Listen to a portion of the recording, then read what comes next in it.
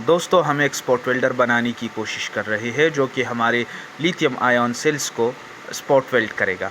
तो इसके लिए हमने क्या किया है कि एक आर्डुइनो लिया है, उसमें हमने एक पोटेंशियोमीटर को ऐड किया है। जिस तरह आप पोटेंशियोमीटर की वैल्यू को चेंज करेंगे और बटन को प्रेस करेंगे तो मेरी स्क्रीन पर अगर आपको नज़र आ रहा है तो हमारे पास इसकी वैल्यू जो है, टाइम की वैल्यू, ऑन टाइम की वैल्यू वो चेंज होती है।